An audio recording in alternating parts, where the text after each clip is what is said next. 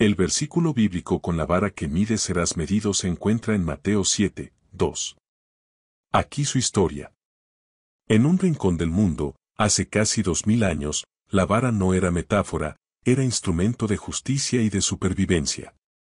En la arena del mar de Galilea, pescadores curtidos por el sol conocían bien la precisión de los nudos, la longitud de las redes y el valor de una vara marcada en madera.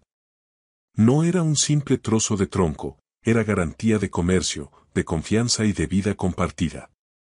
En los mercados de Cafarnaún, la vara decidía el destino de granos y telas. Allí la justicia o la trampa se jugaban en un instante, un gesto, una medida torcida, podía hundir a una familia entera. Los antiguos escritos ya advertían contra pesas falsas y medidas engañosas.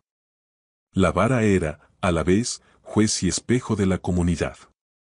En talleres de carpinteros se tallaban estas varas con cuidado, trazando marcas que aseguraban la equidad. La madera era símbolo. Era la frontera entre lo recto y lo injusto, entre la confianza y la traición. La vara no medía solo trigo, medía también la fidelidad de los hombres. Y entonces, en un monte junto al lago, una voz se alzó ante multitudes. Con la vara que mides, serás medido. No eran palabras dirigidas solo a jueces o escribas.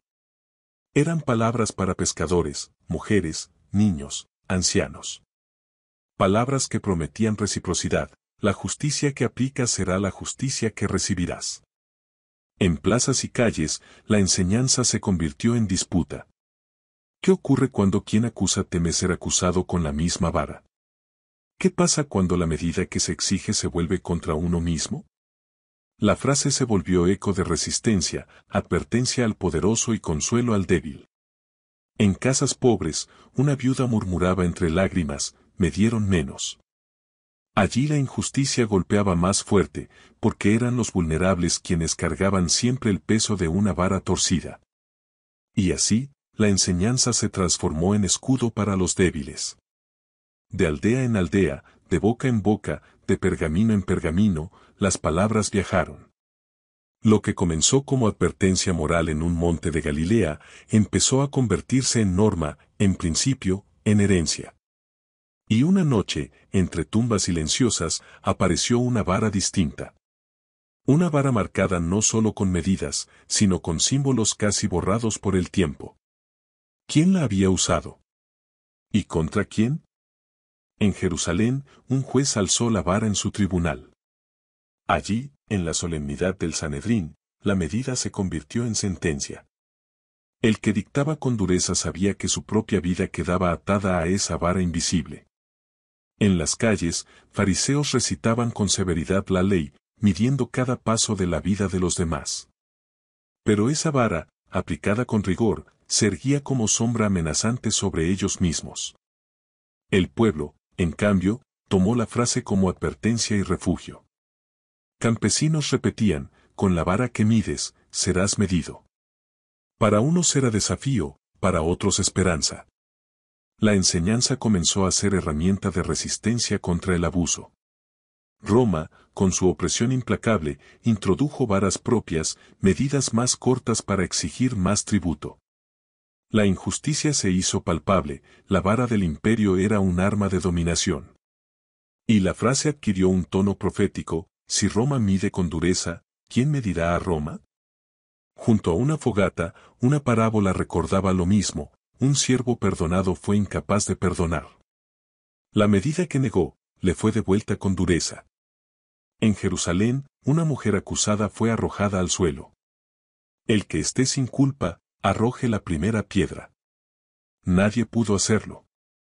Porque la vara con que pretendían medirla se volvió contra ellos.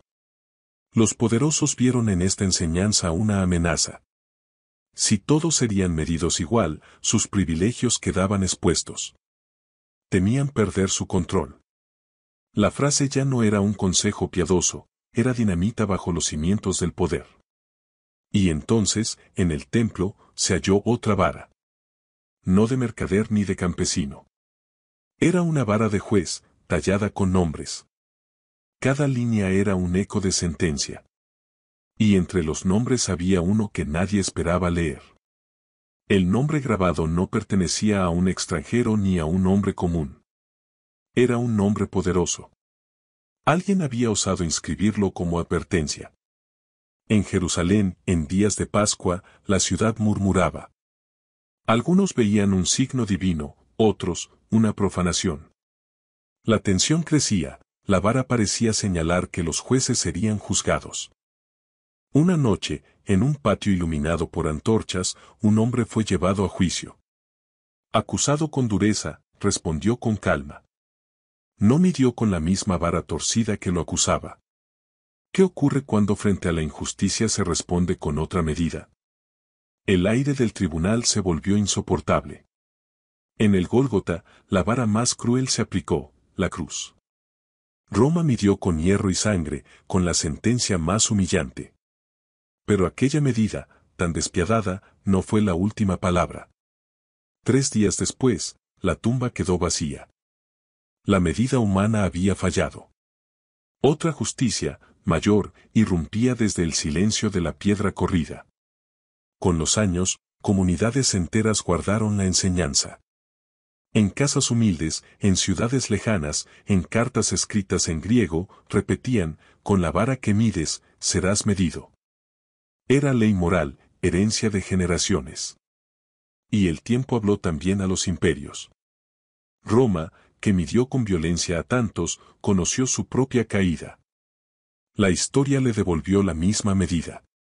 Ningún poder escapa a la reciprocidad de la vara.